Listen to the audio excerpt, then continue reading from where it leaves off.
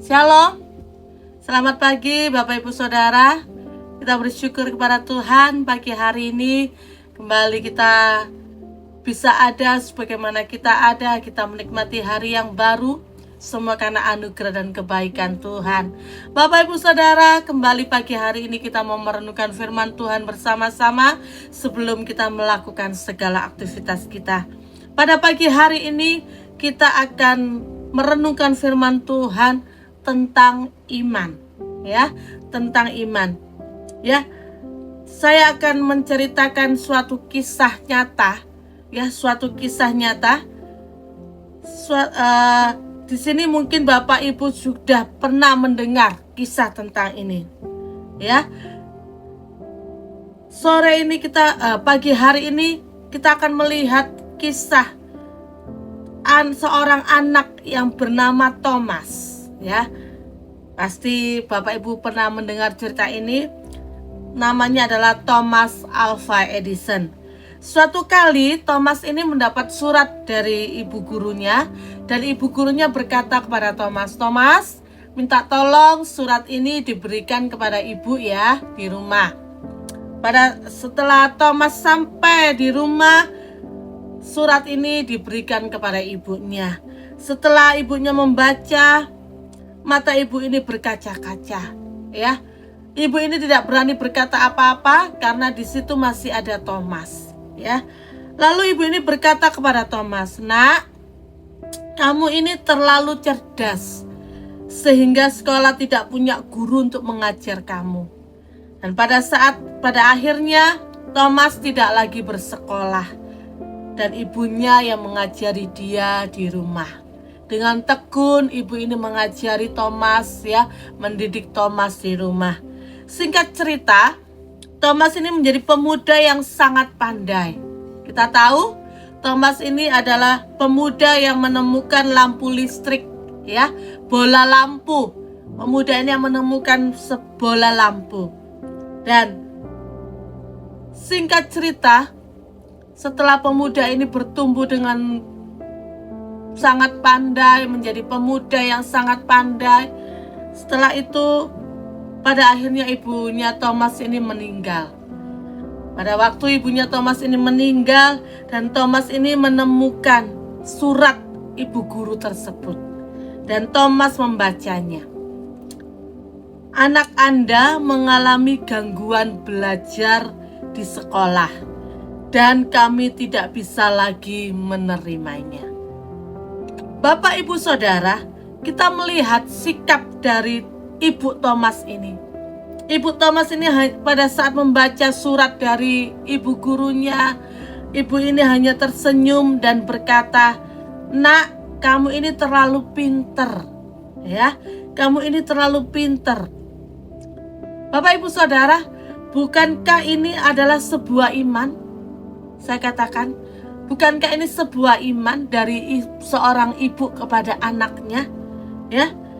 Karena apa? Karena kenyataannya Thomas ini adalah anak kecil yang pada saat itu tidak bisa mengikuti pelajaran, tidak bisa menerima pelajaran dengan baik, dan pada akhirnya Thomas dikeluarkan dari sekolah. Tapi ibu ini melihat dengan mata iman bahwa anak ini adalah anak yang pintar dan anak yang akan berhasil. Bapak Ibu, mungkin keadaan kita saat ini sedang tidak baik-baik, ya. Keuangan, dalam rumah tangga, ya, dalam perekonomian, dalam hubungan antara seorang anak dengan seorang orang tua sedang tidak baik-baik. Mari pagi hari ini kita belajar menggunakan mata iman kita, ya. Dengan iman kita percaya bahwa kita memiliki masa depan yang penuh pengharapan. Jangan putus asa dengan keadaan kita saat ini. Saya yakin dan percaya Tuhan sanggup merubah keadaan kita menjadi lebih baik. Kenapa kita harus beriman kepada Tuhan? Pertanyaannya, kenapa kita harus beriman kepada Tuhan? Kalau kita baca di dalam Ibrani 11 ayat yang pertama, di situ dikatakan, iman adalah dasar dari segala sesuatu yang kita harapkan dan bukti dari segala sesuatu yang tidak kita lihat. Kalau saya baca di terjemahan bahasa Indonesia masa kini, di situ dikatakan beriman berarti yakin sungguh-sungguh akan hal-hal yang diharapkan. Berarti mempunyai kepastian akan hal-hal yang tidak dilihat. Bapak, Ibu, Saudara, beriman itu berarti kita tetap percaya kepada Tuhan meskipun belum memahami rencana Tuhan.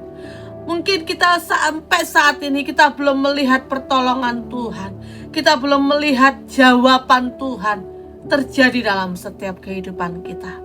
Tapi biarlah kita memiliki iman yang tetap teguh di dalam Tuhan, iman yang selalu berharap kepada Tuhan, iman yang kuat, iman yang berakar di dalam Tuhan. Ya,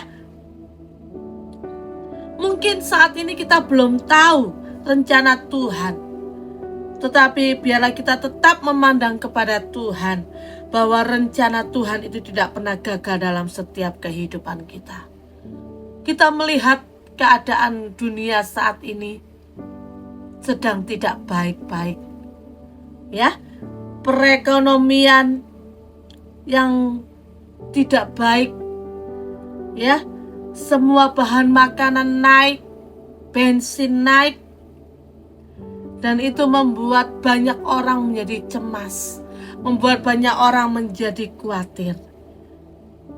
Bapak, Ibu, Saudara, pagi hari ini kembali firman Tuhan mengingatkan, jangan melihat keadaan kita saat ini, tapi bila kita mempunyai mata iman yang tertuju kepada Tuhan, bahwa segala sesuatu yang terjadi, Tuhan itu punya maksud dan Tuhan itu punya rencana dalam setiap pribadi kita.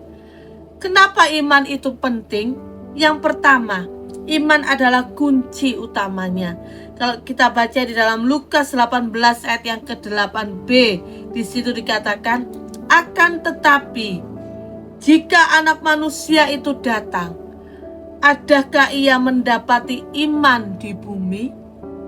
Ayat ini jelas dikatakan, akan tetapi jika Anak Manusia itu datang, adakah ia mendapati iman di bumi? Bapak, Ibu, Saudara, waktu Tuhan kembali, apa yang Tuhan cari? Tuhan tidak mencari orang yang punya duit banyak. Tuhan tidak mencari orang yang mempunyai kedudukan yang tinggi, mempunyai kekayaan yang besar. Tidak. Tapi di saat Tuhan datang kembali ke dunia ini, Tuhan berkata, adakah iman di dalam dirimu? Ya, adakah iman? Adakah Tuhan menemukan iman itu di dalam diri kita pribadi lepas pribadi? Bapak, Ibu, Saudara, yang tahu keadaan kita adalah kita sendiri dengan Tuhan. Untuk itu, betapa pentingnya kita mempunyai iman yang kuat di dalam hidup kita ini. Di saat iman kita sedang ada di atas, ya, iman kita sedang ada di atas, hubungan kita dengan Tuhan sedang baik-baik, ya, iman kita ada di atas. Pada saat itu gelombang datang, masalah persoalan datang, sakit penyakit datang.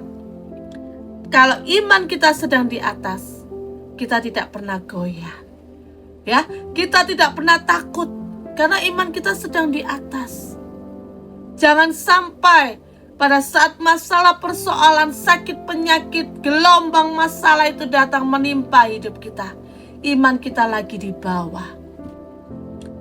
Bukan kita menjadi kuat, malah kita akan menjadi lemah.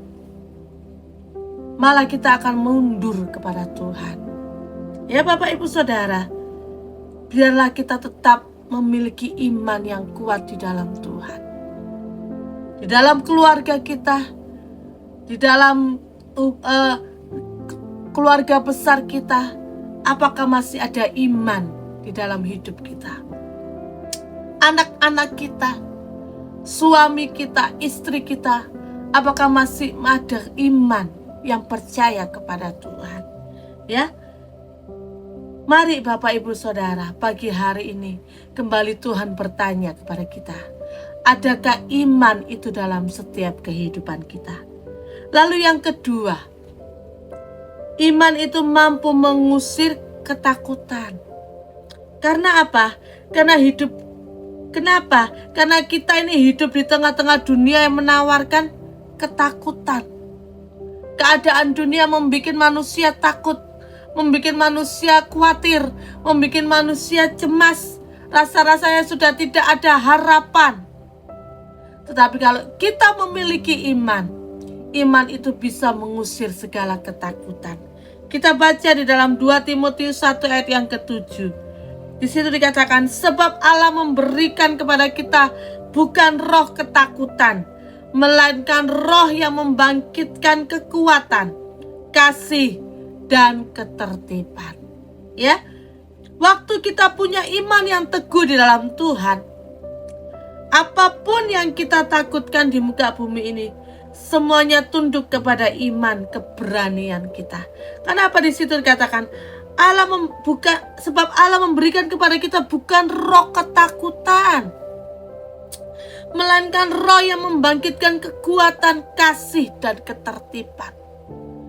Di saat ketakutan itu melanda dalam setiap hidup kita, biarlah iman kita tetap teguh di dalam Tuhan.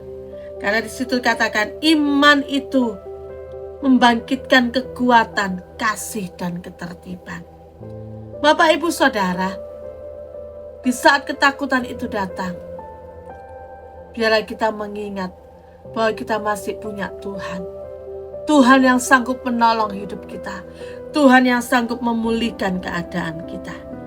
Ya, iman dan ketakutan itu tidak bisa berjalan bersamaan. Saat ada iman, maka ketakutan akan lenyap.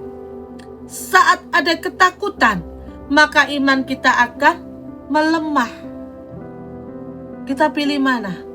Kita pilih mau takut terus, iman kita menjadi lemah, atau iman kita kuat dan kita bisa mengalahkan ketakutan itu. Ya, Bapak Ibu Saudara, hari ini kuatkan iman kita. Usir setiap ketakutan, karena Tuhan tidak pernah memberikan kepada kita roh ketakutan. Tuhan ada berjalan bersama dengan kita. Dan jika Allah ada di pihak kita, siapakah yang dapat melawan kita? Ya, Bapak Ibu Saudara, kita punya Tuhan yang luar biasa. Kuasanya dulu, sekarang, dan sampai selama-lamanya tidak pernah berubah. Ada ayat mengatakan, kalau Allah di pihak kita, siapakah yang dapat melawan kita? Biarlah kita tetap berpegang teguh kepada iman kepada Tuhan. Tuhan ada bersama dengan kita, dan Tuhan yang akan memimpin menuntun setiap langkah kehidupan kita. Bagaimana caranya supaya iman kita ini menjadi kuat di dalam Tuhan? Tidak ada jalan lain. Kita harus menutrisi iman kita. Ya, di dalam Roma 10 ayat yang ke-17 di situ dikatakan, jadi iman timbul dari pendengaran, dan pendengaran oleh firman Kristus. Pada saat ini kita sedang mendengarkan roti gembala, dan firman ini menguatkan setiap pribadi kita. Biar kita memiliki iman yang semakin kuat di dalam Tuhan, iman yang semakin teguh di dalam Tuhan. Ayat ini mengatakan iman itu timbul dari pendengaran. Pendengaran tentang apa? Pendengaran tentang firman Tuhan. Jangan kita mendengar persoalan yang ada di dunia ini. Jangan kita terus mendengar berita-berita yang menakutkan. Itu membuat iman kita semakin lemah. Tapi biarlah iman kita tetap kuat di dalam Tuhan, dan kita terus mendengar apa yang dikatakan oleh firman Tuhan. Karena firman Tuhan itu adalah ya dan amin. Di saat kita merenungkan firman Tuhan, di saat kita membaca firman Tuhan, iman kita dibangkitkan. Dan firman yang kita baca itu menjadi rema. Di saat kita lemah, firman itu muncul, dan firman itu menguatkan setiap kehidupan kita. Itu yang pertama. kita harus menutrisi iman kita. Yang kedua, kita harus mempraktekkan iman kita. Ya, di dalam Yakobus 2 ayat yang ke-17 di situ dikatakan, demikian juga halnya dengan iman. Jika iman itu tidak disertai perbuatan, maka iman itu pada hakikatnya adalah mati. Kalau saya membaca ayat ini, saya teringat tentang kisah perempuan yang pendarahan selama 12 tahun. Perempuan ini memiliki iman yang luar biasa. Di saat dia tidak berdaya, ya, dengan sisa-sisa tenaga yang dia miliki, dia berkata, asal ku jamah jubahnya, aku pasti sembuh. Dia harus berdesak-desakan, melewati banyak kerumunan, melewati banyak orang dengan tenaga yang lemah mungkin. Dia berani melangkah untuk dia menjamah jubah Tuhan. Karena dia memiliki iman yang luar biasa. Di situ dikatakan, asal ku jamah jubahnya, aku pasti sembuh. Akibatnya apa? Di situ dikatakan ada tenaga atau kuasa yang keluar dari Tuhan, dan perempuan ini menjadi sembuh. Kadangkala kesulitan, masalah, sakit penyakit itu melatih iman kita untuk kita semakin kuat di dalam Tuhan. Ya, melatih iman kita, memproses iman kita supaya iman kita ini bertumbuh di dalam Tuhan. Bapak Ibu Saudara, mungkin keadaan kita saat ini sedang ada dalam lembah kekelaman mungkin. Mungkin kita sedang ada di bawah. Jangan takut, jangan khawatir. Tetap miliki iman yang teguh di dalam Tuhan. Kalau iman kita teguh di dalam Tuhan, apapun yang harus kita lewati, saya kena percaya kita akan melewati bersama dengan Tuhan. Ya, mari Bapak Ibu Saudara, pagi hari ini kita kembali mengoreksi hidup kita. Apakah iman kita semakin teguh dalam Tuhan? Apakah iman ini bertumbuh di dalam Tuhan? Atau iman kita sudah menjadi lemah? Mari kembali kita bangkitkan iman kita. Kita renungkan firman Tuhan siang dan malam. Kita bersekutu dengan firman Tuhan dan bersekutu secara pribadi dengan Tuhan melalui doa-doa kita yang kita naikkan. Dan yang kedua, bila kita mempraktekkan iman kita, kita berani melangkah.